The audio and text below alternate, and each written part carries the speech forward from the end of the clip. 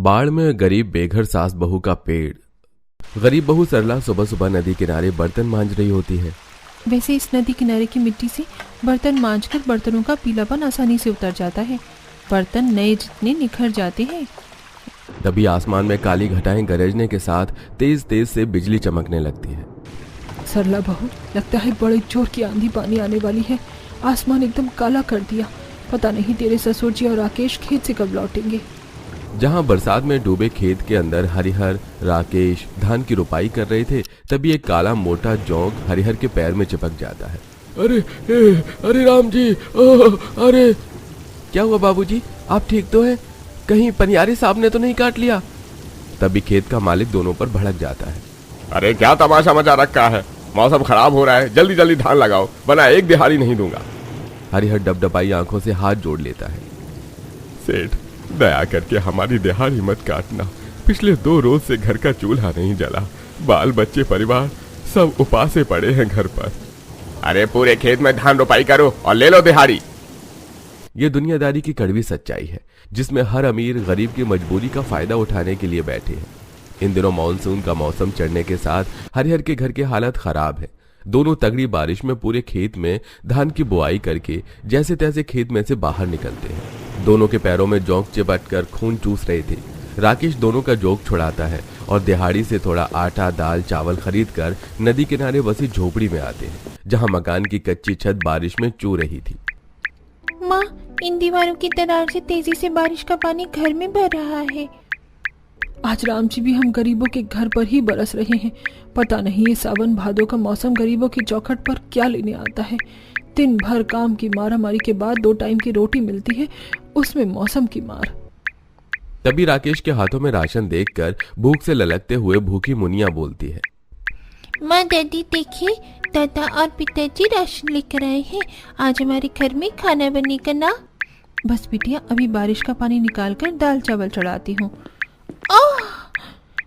भाभी, संभल कर। सरला बहू, तुझे 8वां महीना चढ़ा है, ऊपर से ये माटी वाली झोपड़ी है। थोड़ा पैर दबाकर चलाकर बरसात में फिसलन हो जाती है। तुम दोनों बाप बेटे को पिछले 2-3 महीने से बोल रही हूँ कि सावन भादो लगने से पहले छत की मरम्मत करवा दो। अब इस कच्चे घर में बरखा बूंदी के मौसम में कैसे रहन सहन करेंगे और पैर से खून कैसे निकल रहा है। एक खेत में धान की बुआई की थी, 400-500 की दिहाड़ी बन गई। 2-4 टाइम का दाल चावल लाए हैं। अजी, दाल चावल क्या छुंछा खाएंगे?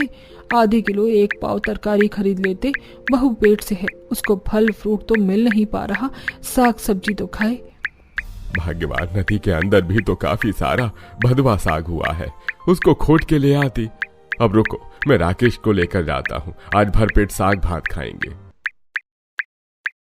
दोनों बारिश के नदी के गहरे पानी में उतरते हैं। पूरे पानी पर साग की बेल पनपी हुई थी। दोनों साग तोड़ते हैं। तभी हरिहर एक बड़ी सी रोहू मछली पानी में देखता है। धत्ते की, इतनी गूदेदार रोहू मछली छूट गई हाथ से। वैसे पानी में खूब सारी पोठिया मछली पड़ गई है, एक दिन जाल लगाकर मछली मार लेंगे।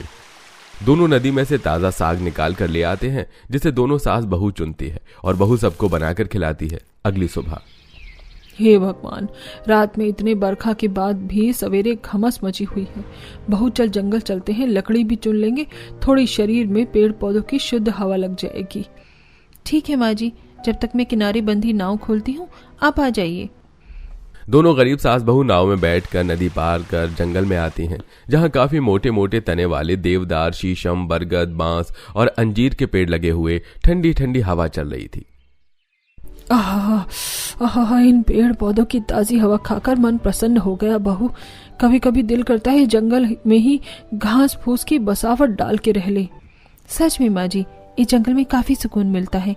माँ जी, काश कि हम भी ये छोटी सी गौरैया चिड़िया होते तो इस पेड़ पर ही अपना बसेरा डाल लेते, क्योंकि इन्हें तो ना खेत बोना पड़ता है, ना ही फसल काटनी पड़ती है, फिर भी पेट भर कर खाती है।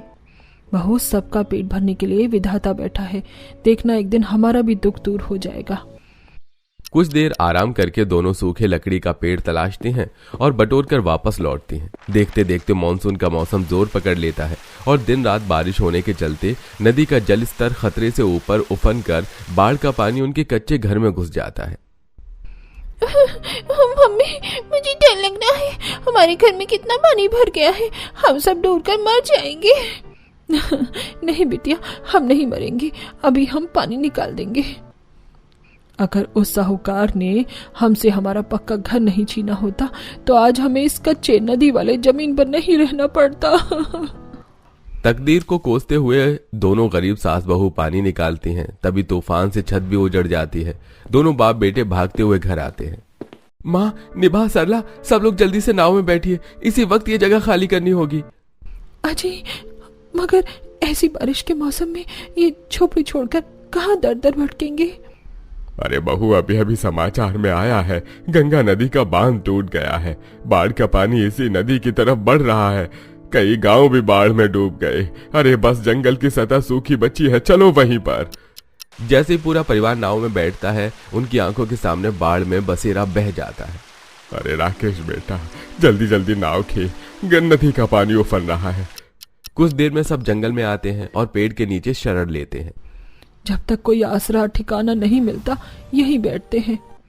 बरसात में गीले होने के चलते सब थर थर कांप रहे थे। तभी उस पेड़ की खोखली जड़ से एक जहरीला सांप बाहर निकलता है। डैडी, पापा, देखो देखो, सांप सांप। हे भगवान, इतना काला मोटा सांप कहां से आ गया? ये तो करैत सांप का बच्चा है। अरे भागो यहाँ से।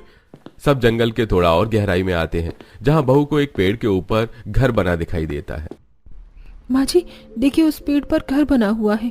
इतनी भयंकर बारिश में बेघर भटकने से अच्छा उसी में चलते हैं। तब सब लकड़ी की सीढ़ी से चढ़कर पेड़ घर के अंदर आते हैं, जहां एक मिट्टी का चूल्हा और कुछ मिट्टी के बर्तन मौजूद थे। लगता है इस पेड़ घर के अंदर कोई रहता है। खाना पीना बनाने की सामग्री रखी हुई है। ऊपर वाले का शुक्र है, हमारे बेघर परिवार को इस बारिश में सर छुपाने के लिए छत दे दी।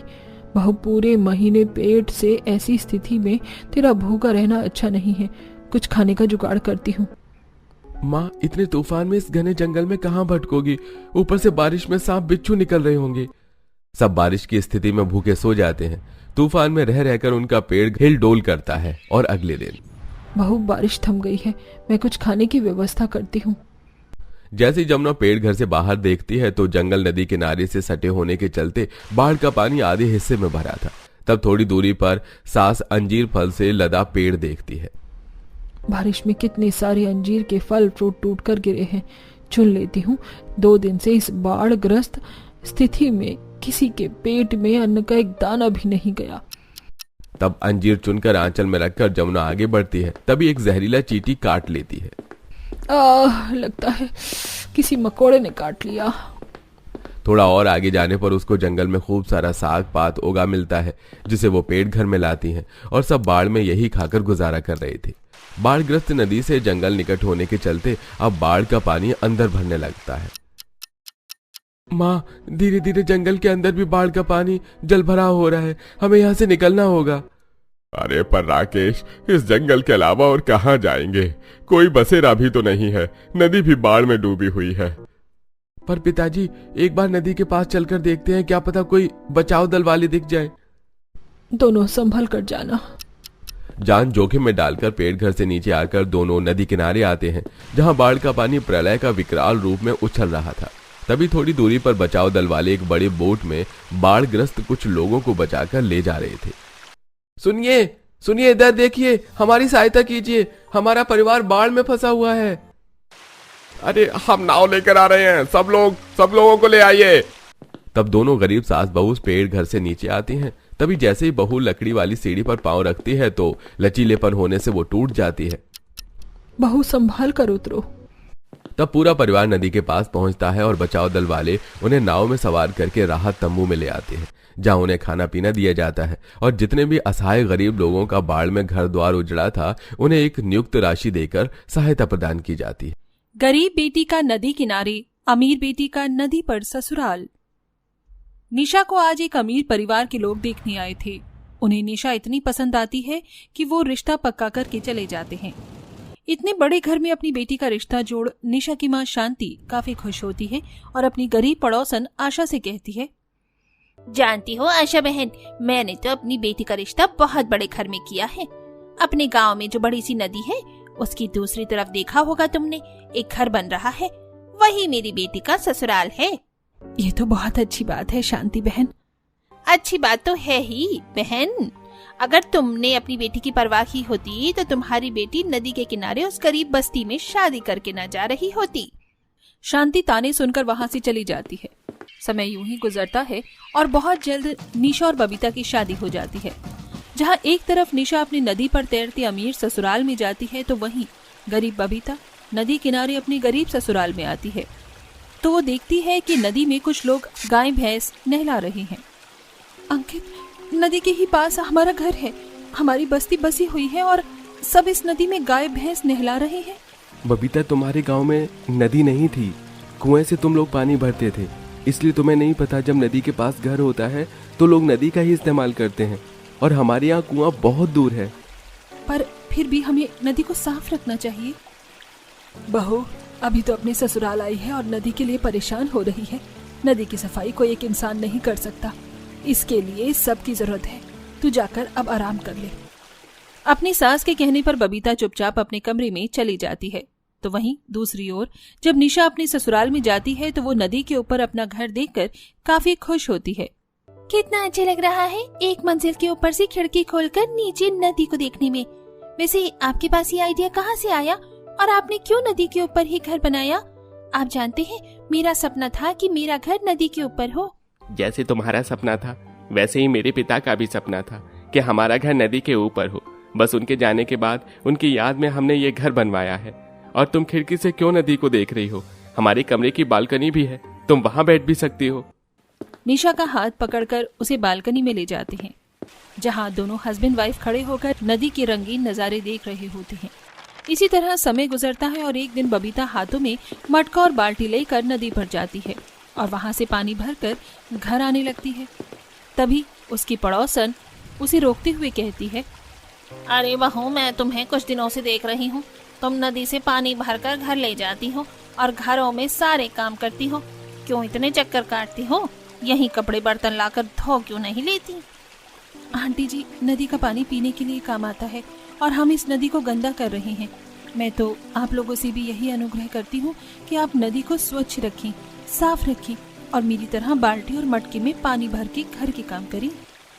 इतना बोलकर बबीता वहां से चली जाती है। तो वहीं दूसरी तरफ बने घर में रह रहे निशा अलग ही अकड़ में रहती है और अपनी सास के साथ एक दिन बालकनी में बैठकर फ्रूट्स खा रही होती है और फ्रूट्स के सारे छिलके नदी में ऊपर से फेंक देती है। अरे बहू, ये क्या किया तूने? यही नदी का पानी हम लोग फिल्टर करके पीते हैं। इसी नदी के पानी से घर का काम होता है और तू उसे ही गंदा कर रही है। क्या जरूरत थी कूड़ा नदी में फेंकने की?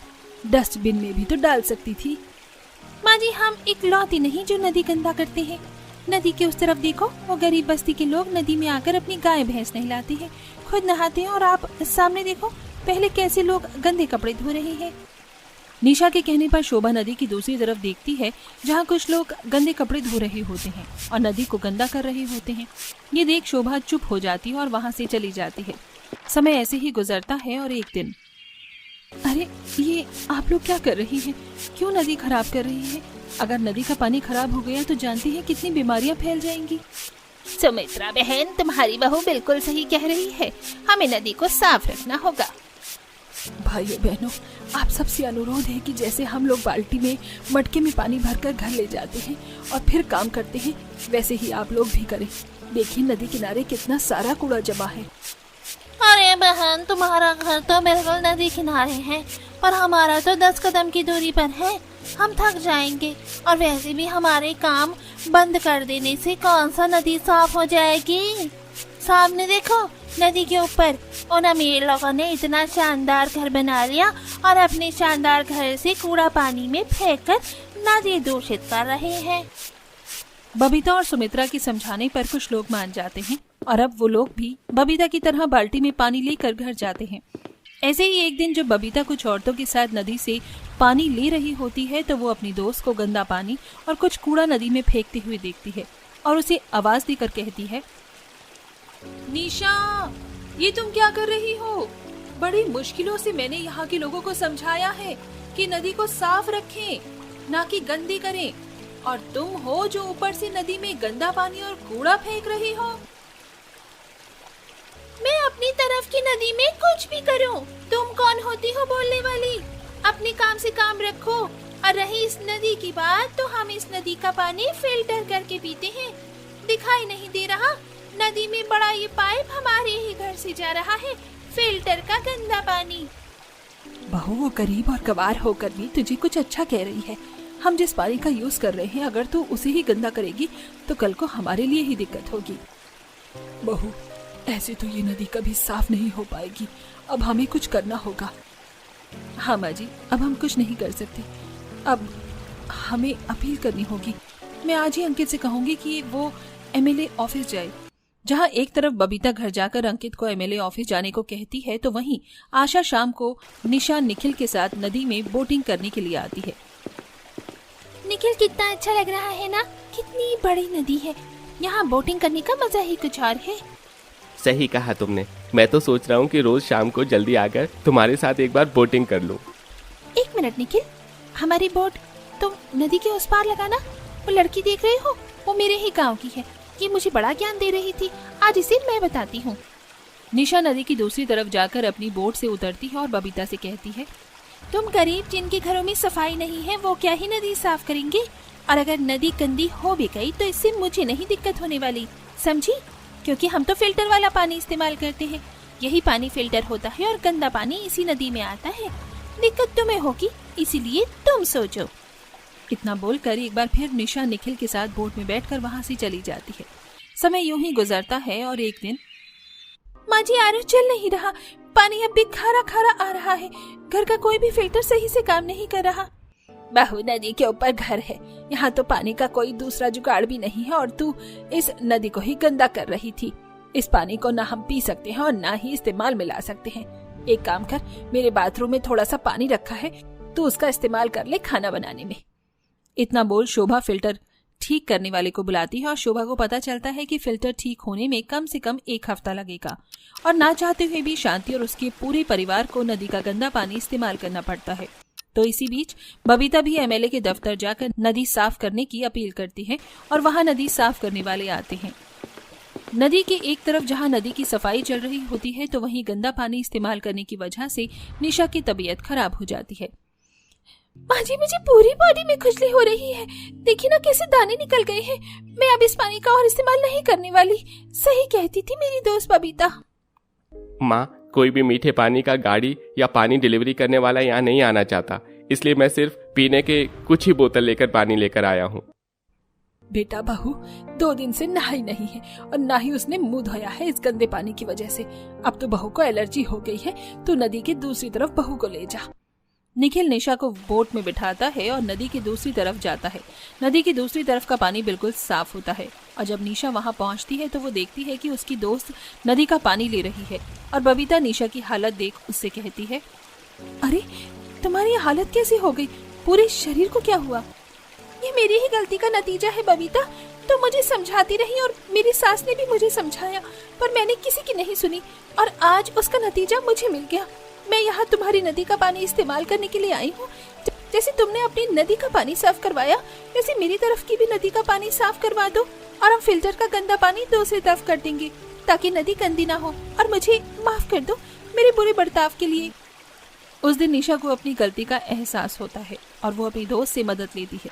कुछ दिनों में निशा बबीता की मदद से अपनी तरफ की नदी भी साफ करवाती है और फिल्टर का गंदा पानी एक गड्ढे में डालती है और नदी में भी कूड़ा फेंकना बंद कर देती है।